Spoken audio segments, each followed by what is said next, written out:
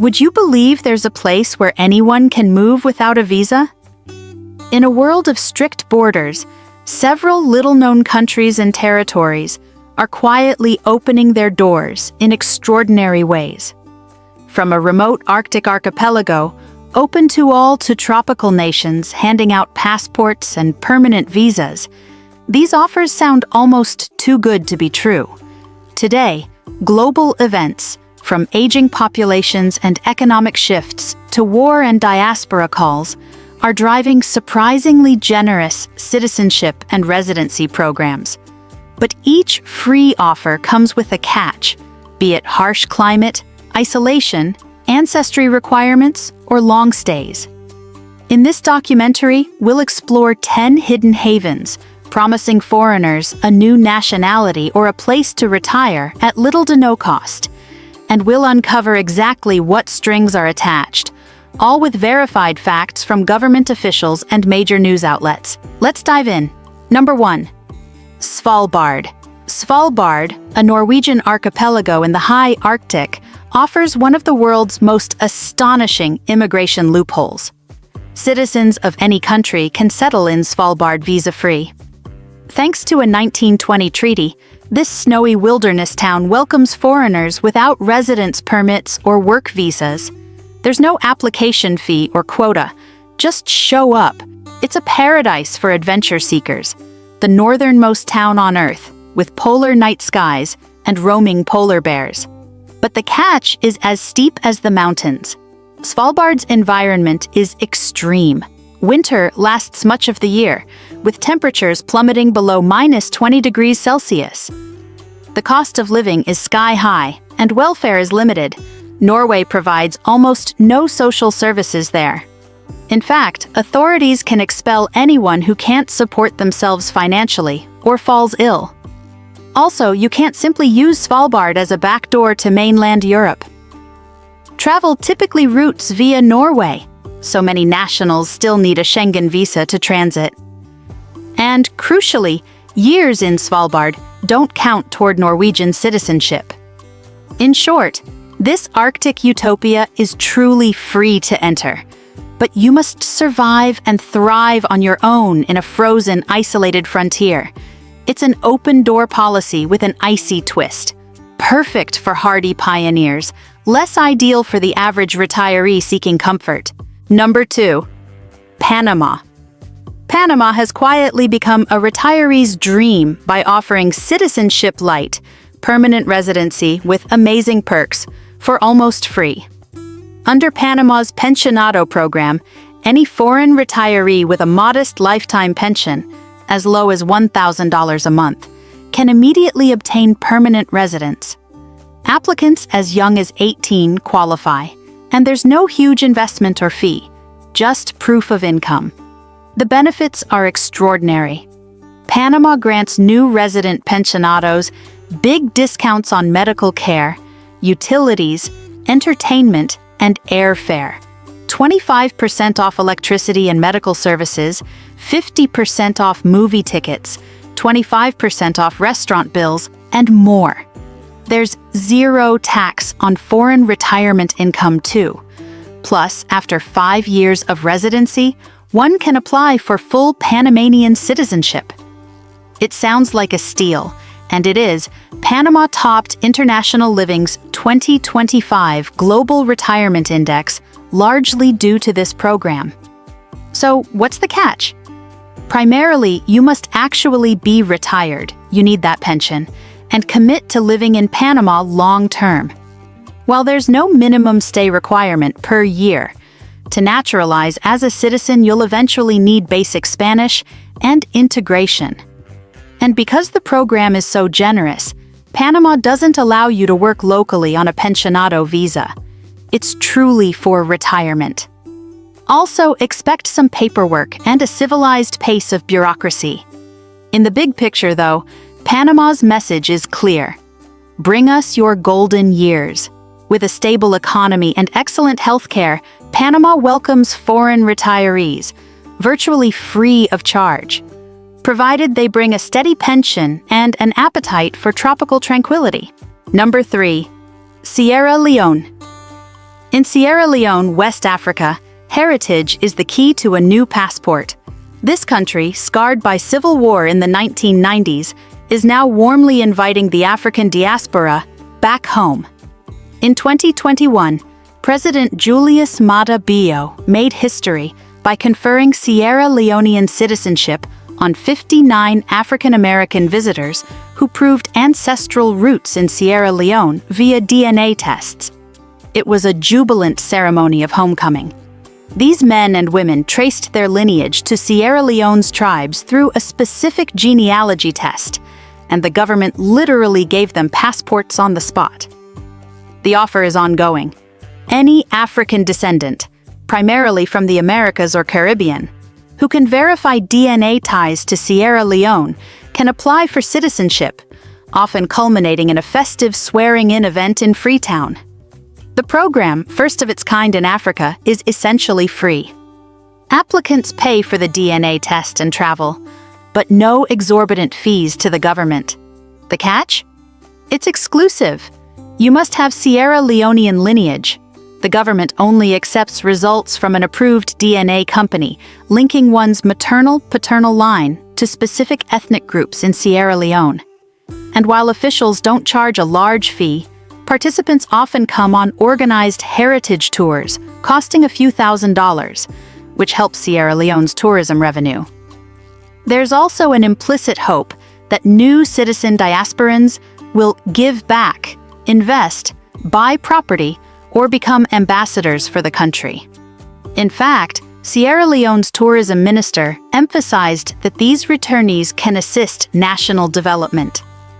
In short, Sierra Leone is freely handing out citizenship as an emotional reparative gesture, but only to those who carry its bloodline.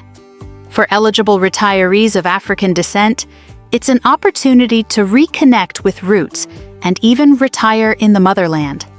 For Sierra Leone, it's a bold use of nationality law to rebuild bridges, with the hope that new citizens don't just take a passport, but also bring their resources home. Number 4. Ghana. Ghana is another West African nation rolling out the welcome mat to the diaspora on an even grander scale. In late 2024, Ghana's government granted citizenship to 524 people of African heritage in one massive ceremony, the largest in the country's history.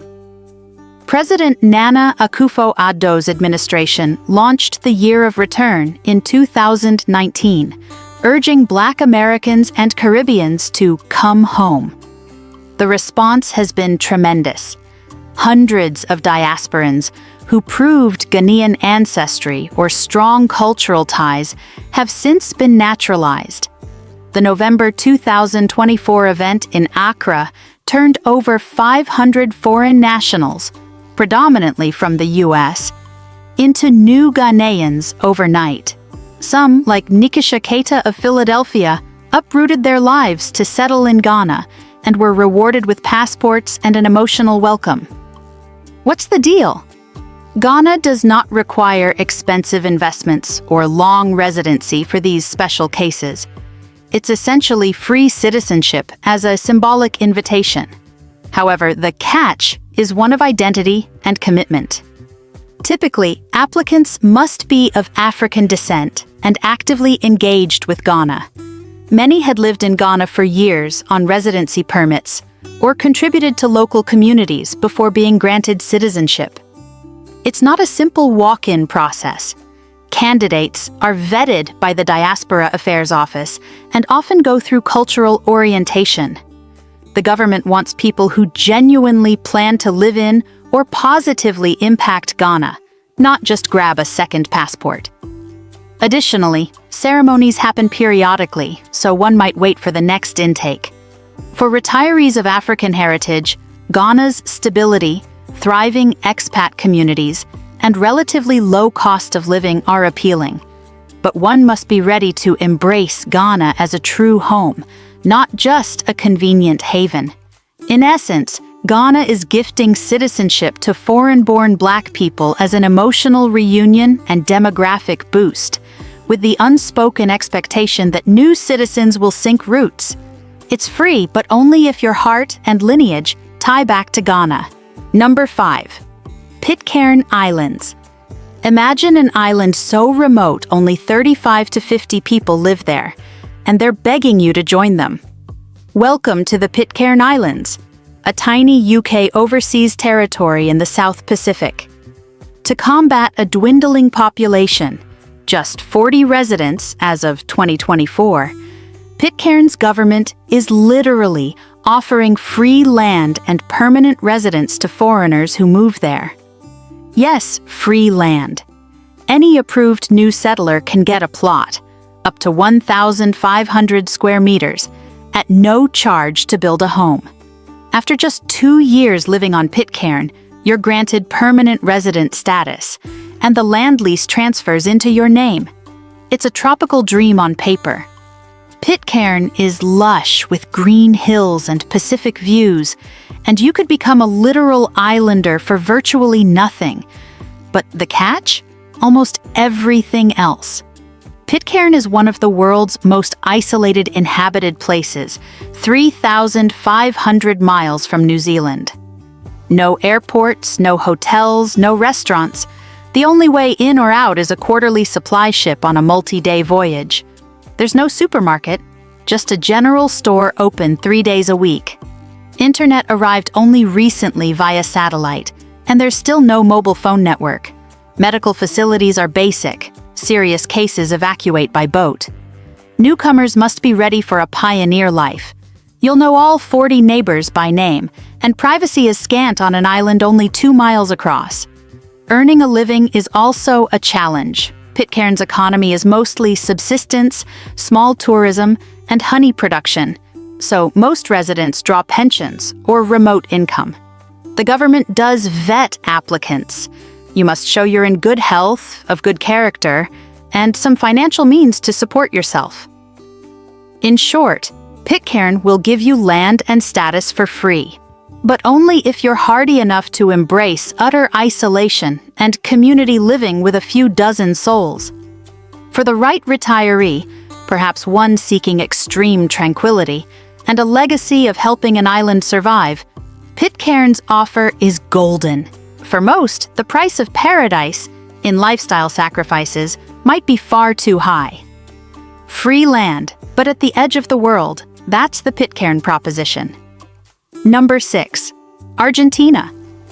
Surprisingly, Argentina, a country of 45 million, offers one of the fastest and cheapest paths to citizenship on Earth. By law, a foreigner can apply for Argentine citizenship after just 2 years of continuous residency. There's no massive investment or ancestry requirement. Just live in Argentina for 2 years, show a modest income or savings, and you're eligible for naturalization. This is extraordinarily quick. Most nations demand 5 to 10 years. What's more, Argentina welcomes dual citizenship, and its passport is powerful, granting visa-free access to 170 countries. Essentially, for the price of a plane ticket and some patience, you can become an Argentine. Many expats are taking note. From American remote workers to European pensioners, foreigners are relocating to Buenos Aires, Mendoza, and Patagonia, drawn by the rich culture and low cost of living. But what's the catch? In a word, stability. Argentina is famous for its financial crisis du jour, perpetual inflation, reaching approximately 100% in recent years, currency controls, and economic swings. To fulfill the 2-year rule, you must weather this turbulence. For retirees with incomes in dollars or euros, Argentina can feel like a bargain. A nice apartment, good wine and steak dinners are very affordable. Yet the government now insists those 2 years be uninterrupted. A May 2025 decree tightened rules, requiring would-be citizens to truly live in Argentina, not just come and go, and contribute positively. Or, alternatively, invest a significant sum. Essentially, they closed loopholes of people using brief stays to game the system. Additionally, bureaucracy in Argentina can be slow. The citizenship application might take months or a couple of years to be approved by a judge. And while residency is easy to get, often a nominal visa, or even just overstay and pay a fine before normalizing status, one must maintain legal residency throughout the 2 years. Finally, learning a bit of Spanish and integrating will help at the citizenship interview. In summary, Argentina's citizenship offer is very real and almost free, just 2 years in a beautiful, if economically volatile, country. The trade-off is embracing Argentina's ups and downs as your own. For many, that's a small price for a second passport and the adventure of a lifetime. Number 7. Ecuador. Ecuador often flies under the radar, but this small Andean nation might be the best bang-for-buck deal for foreign retirees seeking eventual citizenship. Ecuador's immigration laws are remarkably friendly. After only 3 years of legal residency, a foreigner can apply to become an Ecuadorian citizen. That's right, just 36 months. Compare that to 5+ years in most countries. Many retirees qualify by obtaining an easy pensioner visa. Show a stable pension income, around $1,380 per month as of 2024, and you're granted residency. Live in Ecuador for 3 consecutive years, and you can naturalize. No huge fees, no mandatory investments. Ecuador even waives many import taxes for new residents bringing in personal belongings. On top of that, the country itself is a retiree haven. A pleasant climate, affordable health care, and hefty senior citizen discounts enshrined in law. Residents over 65 get reductions on public transport, utilities, even airfare. It sounds idyllic, and indeed, cities like Cuenca and coastal towns like Salinas have thriving expat retiree communities. The catch? Ecuador insists on true continuous residence for those 3 years. If you leave the country for more than 90 days total within the first 3-year period, the clock resets. In other words, this isn't a come for a few weeks a year and still get a passport scheme. You must genuinely make Ecuador your home for that initial period. For some retirees, this is fine. For others, it's a constraint. You'll be largely tied down for 3 years. Additionally, while the requirements are low cost, there is a basic Spanish language test and a quiz on Ecuadorian history when applying for citizenship. These aren't too difficult, but they ensure you've integrated somewhat. Also, note that Ecuador, while politically relatively stable now, has had its share of instability in the past. New residents should be prepared for occasional protests or political swings, as in any vibrant democracy. Lastly, healthcare in Ecuador is good and very affordable. But top private facilities are mostly in big cities like Quito and Guayaquil. Living far in the countryside might mean traveling for major medical needs. In summary, Ecuador offers near-free citizenship on a silver platter, fast and inexpensive, if you're willing to truly live there continuously and embrace it as home. For a retiree wanting a high quality of life on a budget, that's a catch worth considering. Number 8. Philippines. In Asia, the Philippines stands out for a very inviting long-term residency program, the Special Resident Retirees Visa, SRRV. It's essentially a lifetime visa for foreigners age 50+ who make a small deposit in a Philippine bank. How small? As little as $10,000 if you have a monthly pension, or $20,000 if not. There's no minimum monthly income required. Unlike many countries, the deposit alone secures your indefinite stay, and you can even withdraw it later to invest in a condo or business. The SRRV confers multiple entry privileges and the right to live in the Philippines indefinitely. Holders get an ID card from the Philippine Retirement Authority and can even import household goods tax-free. It's one of the cheapest golden visa-type programs in the world, aimed squarely at retirees. Unsurprisingly, thousands have taken advantage. As of 2020, the program even allowed foreigners as young as 35 to apply, a policy that attracted an influx of applicants from China and elsewhere. In fact, by 2024, officials reported about 30,000 Chinese nationals had obtained the retiree visa, many in their 30s and 40s. This prompted controversy over national security and abuse of the system. Herein lies the catch. The Philippines discovered its ultra-generous visa was being used by people who weren't really retirees, some allegedly to work in online gambling or other industries. In response, the government in late 2020 raised the minimum age to 50 for new applicants and began scrutinizing applications more closely. So, while the SRRV is still active and very affordable, expect more due diligence now.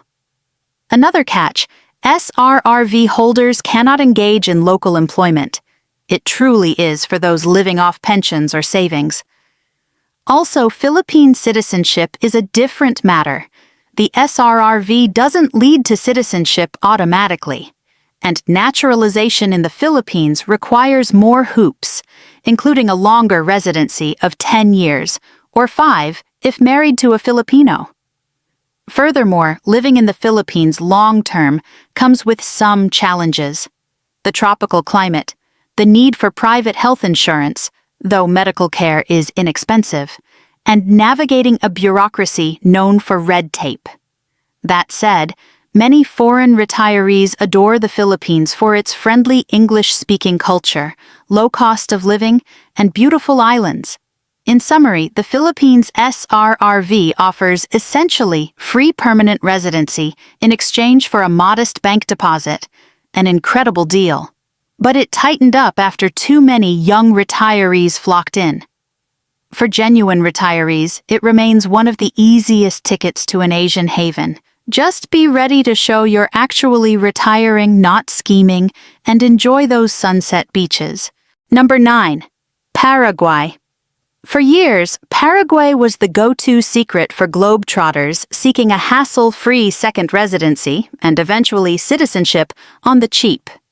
This landlocked South American country of 7 million offered an almost comically easy setup.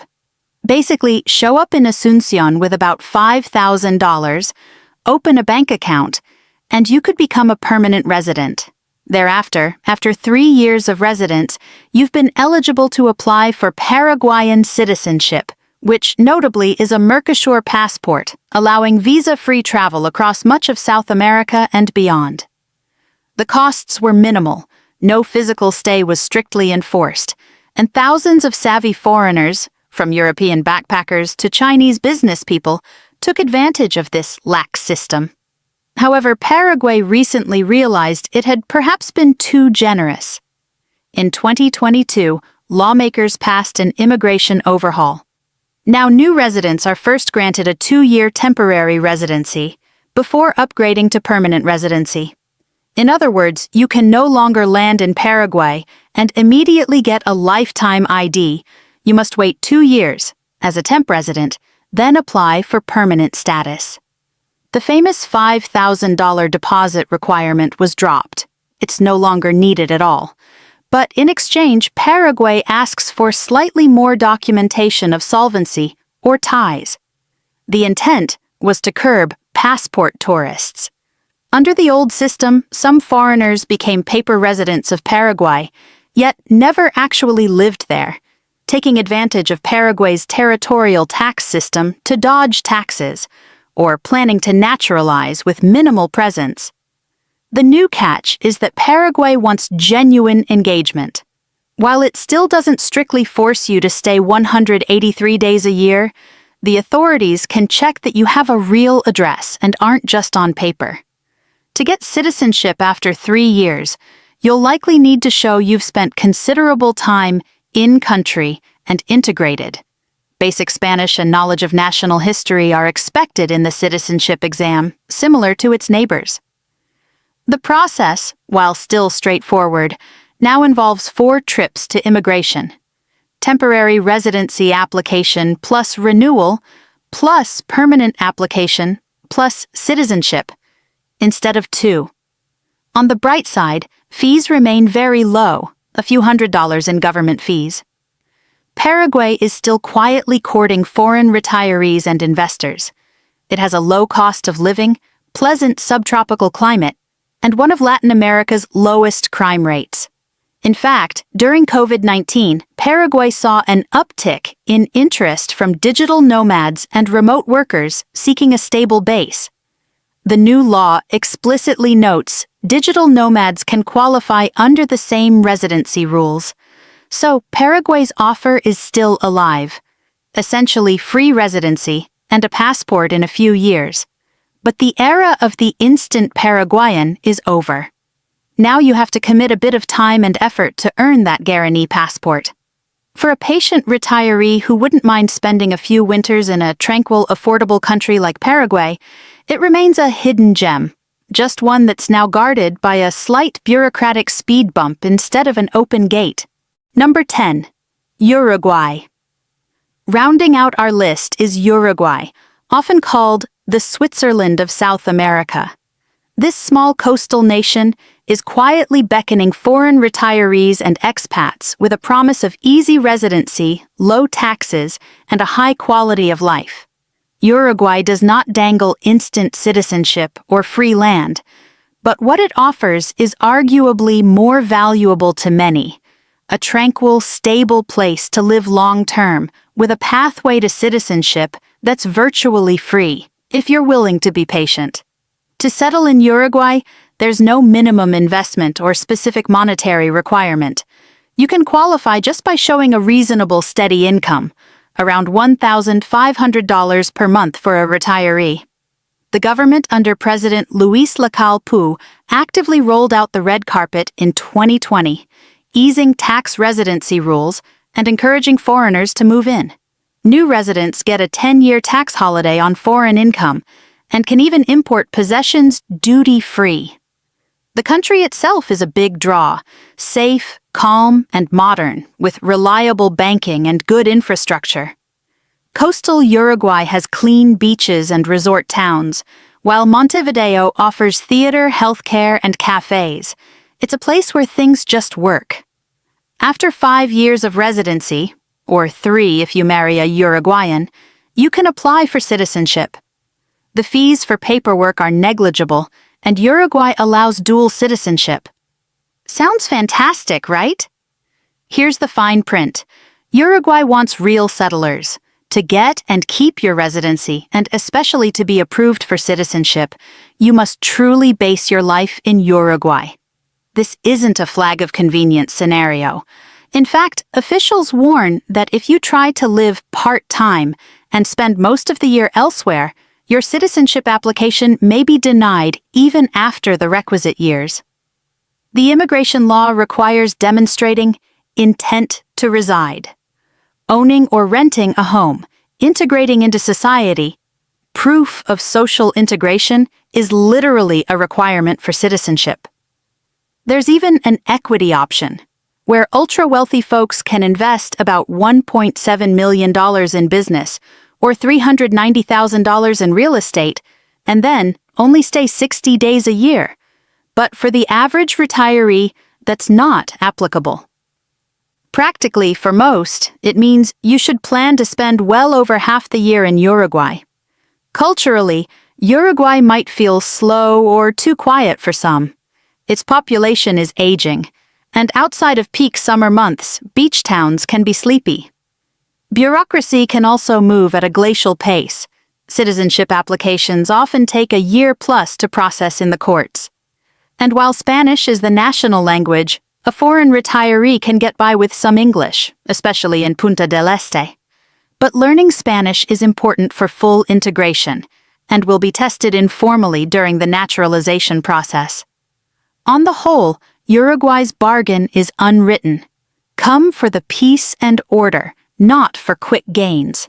There are no shortcuts or flashy giveaways here, just a very welcoming low-cost residency in a country that values immigrants, Almost all Uruguayans are descendants of immigrants themselves.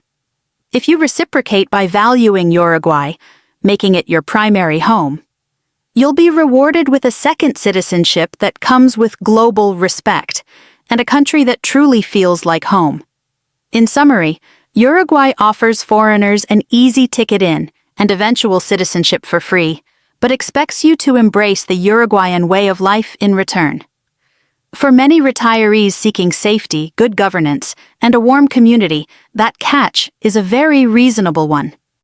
If you found this deep dive enlightening, subscribe for more explorations of our ever-changing world. Have questions or a personal experience with overseas citizenship? Join the conversation in the comments. And don't forget to share this video. You never know who might be looking for their perfect second home.